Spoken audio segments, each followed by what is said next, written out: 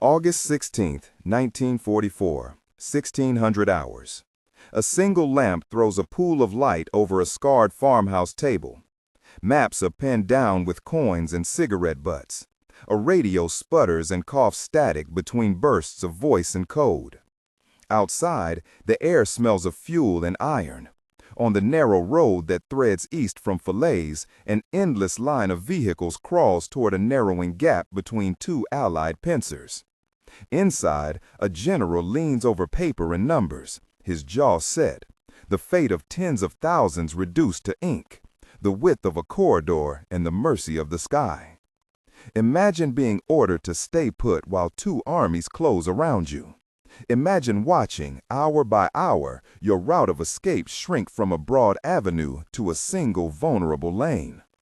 That is the scene that unfolded in Normandy in mid-August 1944, a scene where one senior German commander chose to break his chain of command and issue orders that, in the cold arithmetic of logistics, gave 20,000 men a chance to live.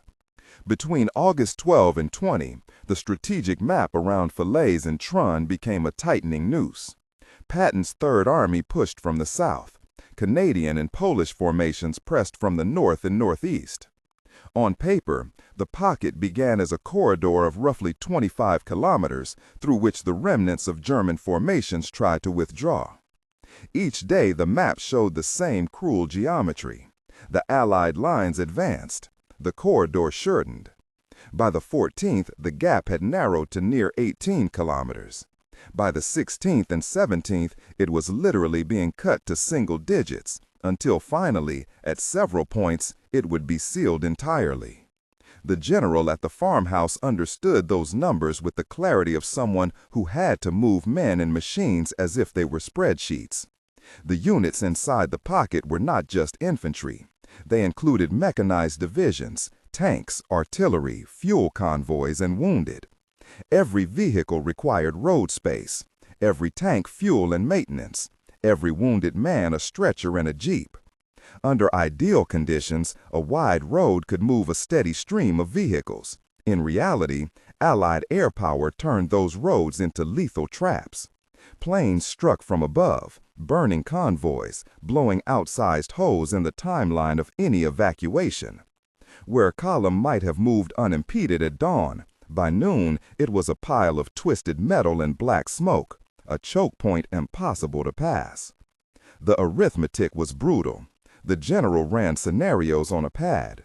Under uninterrupted movement, tens of thousands could be withdrawn over several days. Under interdiction by free Allied air patrols, that throughput fell to fractions of what it needed to be. Fuel shortages, damaged bridges, and jammed roads compounded the problem. A single wreck could block a route for hours, sometimes permanently, while German fighter cover thinned and Allied fighters grew bolder. The arithmetic was brutal. The general ran scenarios on a pad.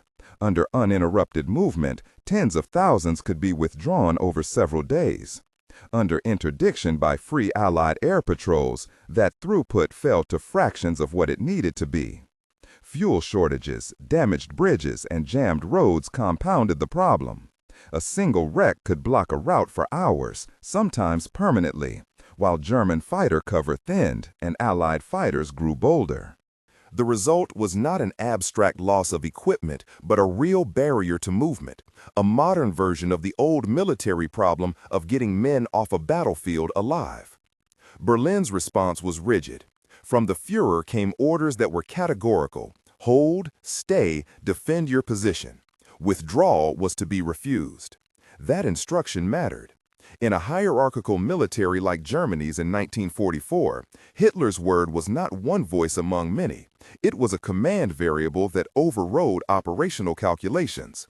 Field commanders who disobeyed faced not only the tactical peril of enemy fire, but the political peril of court-martial, arrest, or worse. Yet, when the math says annihilation is the likely outcome of obedience, the moral stakes change. The general asked for permission to reposition. His request was denied. In the message logs, the wording was curt: withdrawal not authorized. The general's alternatives were stark: Obey and deliver tens of thousands into encirclement, or disobey and risk severe punishment in order to save as many men as possible. He chose, after calculations and consultations, to push the limit of phrasing and procedure.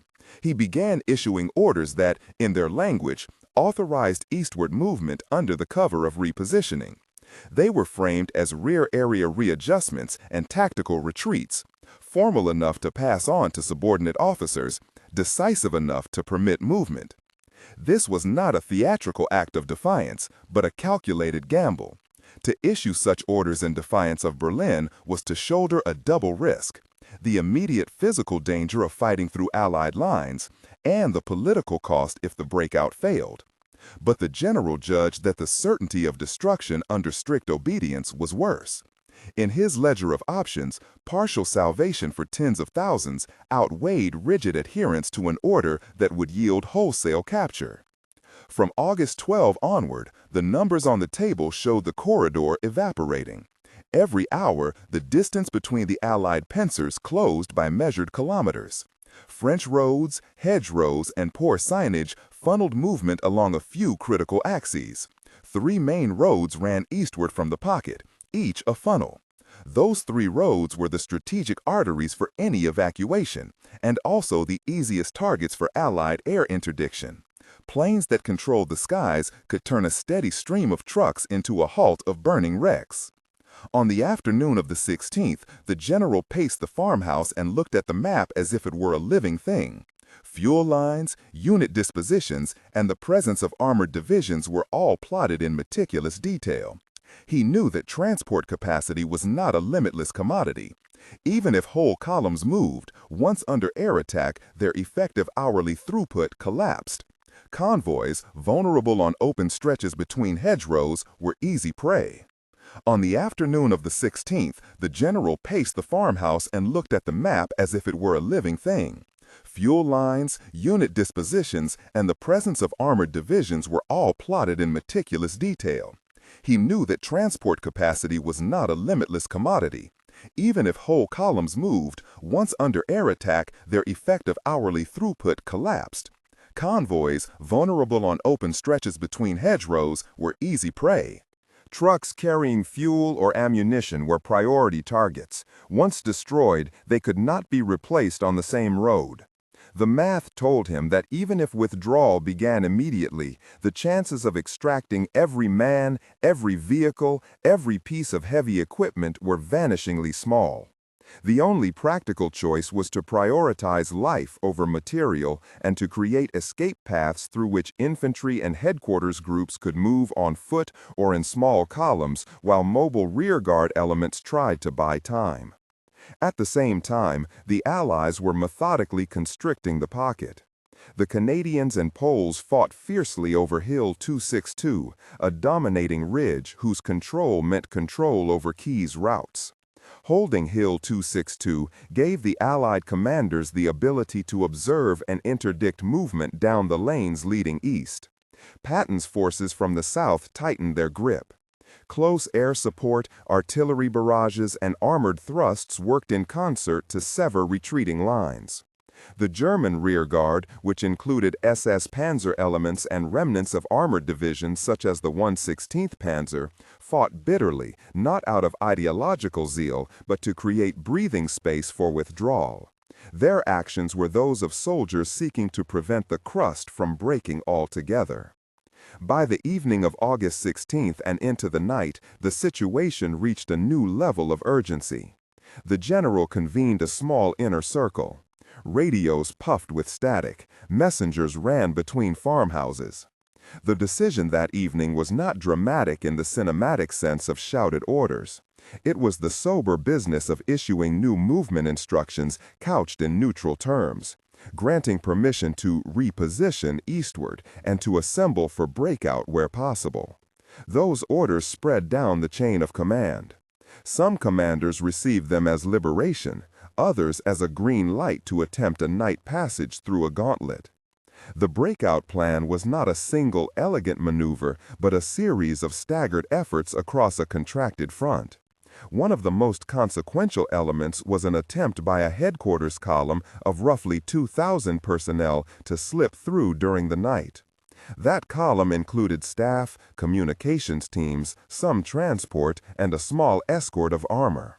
The plan was to move under darkness, using gaps in Allied positions and the cover of evacuating smoke and the confusion of multiple columns to hide numbers and direction. At 23:15 hours, the signal to begin preparatory movement went out. Messengers moved along hedgerows, whispers passed among the exhausted, sleep-starved troops. The column finally withdrew from its assembly point at approximately 0:30. It moved quietly at first, then under the percussion of tracer fire and small arms bursts. Machine guns on the flanks opened at intervals. Artillery tracked high over the night sky, sending warning detonations that showered fields with orange light. The general himself took a forward position with the headquarters column. That personal presence was not a rhetorical gesture. Commanders in such moments often moved forward not only to direct, but to boost the morale that carries men through the most dangerous inches of a withdrawal. The rearguard fought with grim efficiency. SS Panzer elements and the remnants of the 116th Panzer Division executed rearguard actions that alternated between staunch defense and counterattack. Their object was singular: keep the roads open long enough for as many as possible to move through. They traded space for time, using the armor they still had to create temporary bulwarks and to conduct shaped withdrawals that could momentarily halt or slow the Allied advance. That kind of fighting is chaotic and costly. Tanks were abandoned when they ran out of fuel. Artillery pieces were spiked or left where they stood. Trucks burned and sent black pillars of smoke into the night. For those trying to escape, the ground became a tapestry of small tragedies. The sound of a friend hit, the sight of a vehicle shattered, the sudden gap where a bridge had gone. The breakout attempted by the headquarters column was a microcosm of the larger evacuation. As it moved, small units were squeezed on narrow lanes by traffic jams and were struck by strafing runs from Allied aircraft that took advantage of the dawn light.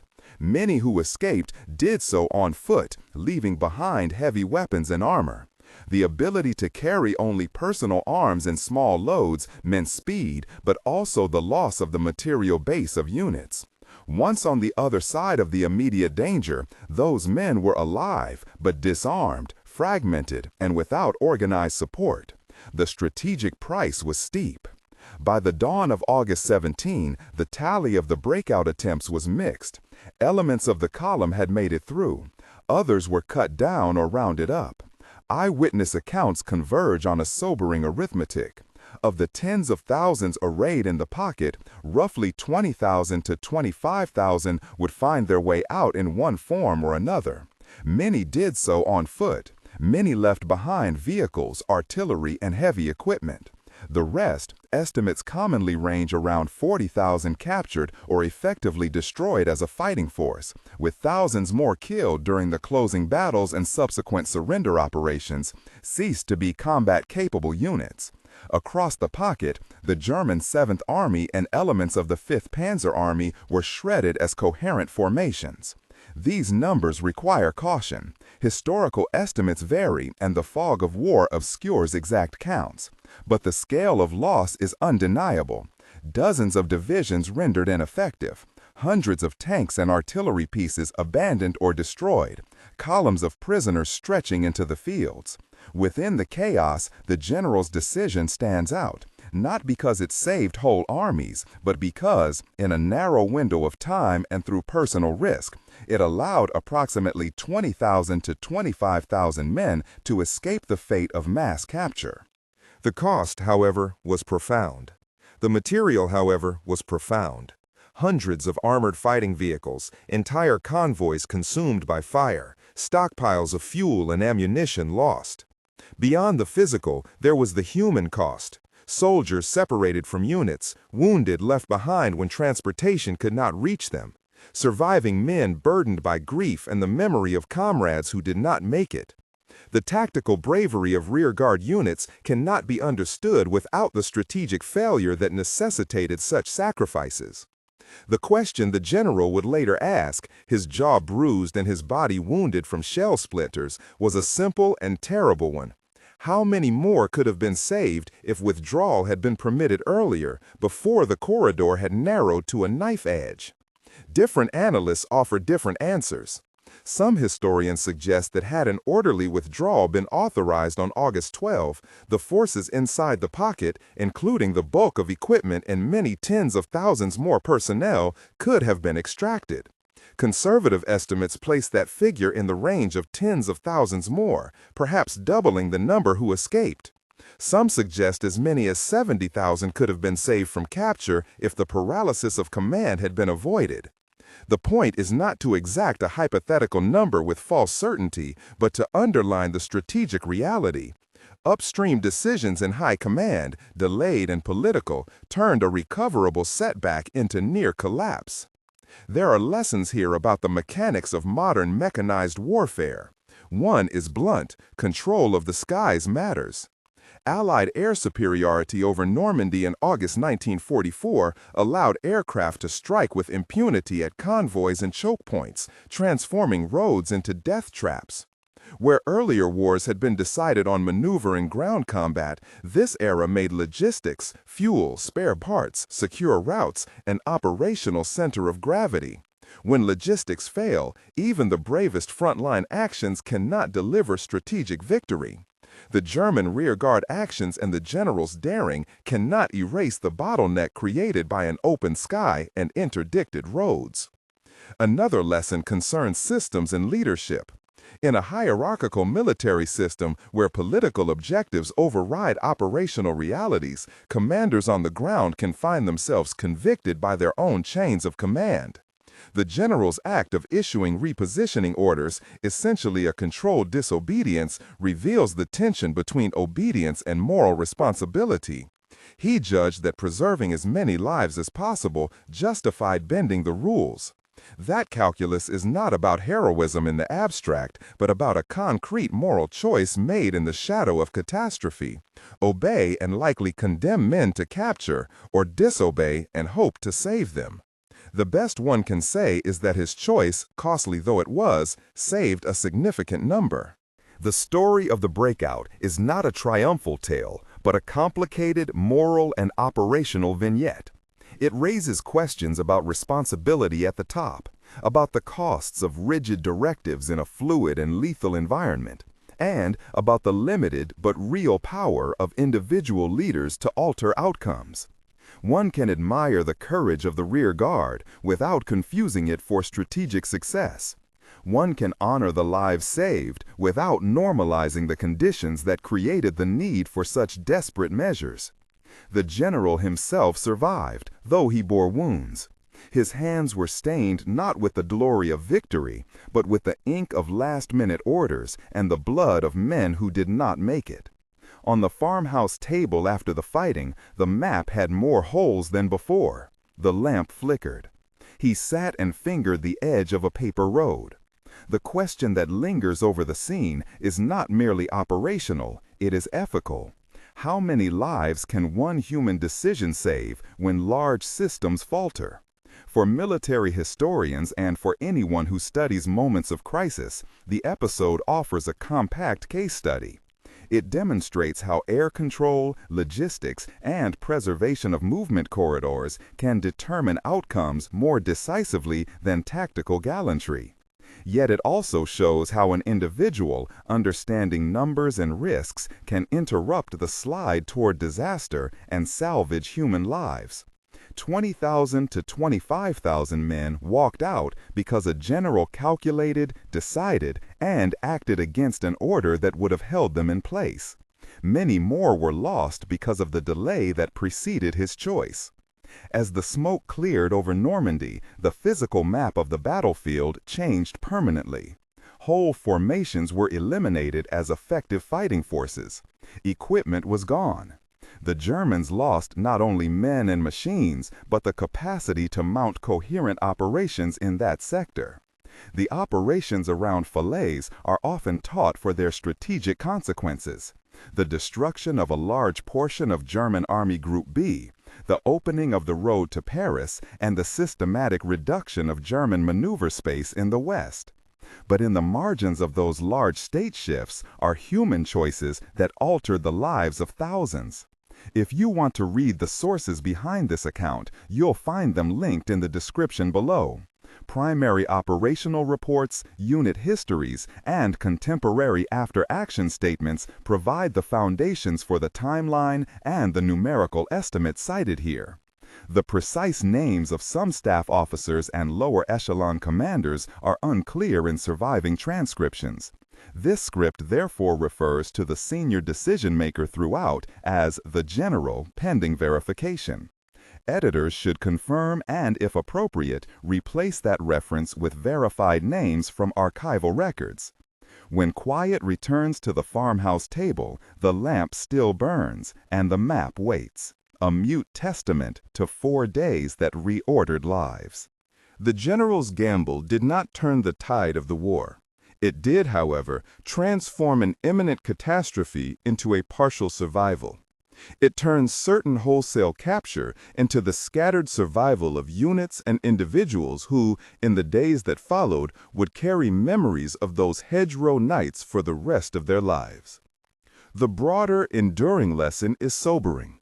In mechanized war, logistics and control of the air often decide fate before the last bullet is fired. Yet, even when systems fail, human judgment, when informed by cold calculation and moral urgency, can still make the difference between life and surrender. The general's decision did not save entire armies, but it saved thousands of lives. For that, history remembers him not as a hero of ideology, but as a leader who, briefly and bravely, chose people over orders. If you found this story compelling, like and subscribe for more deep dives into decisive moments of World War II and the hard choices they forced on those who fought them.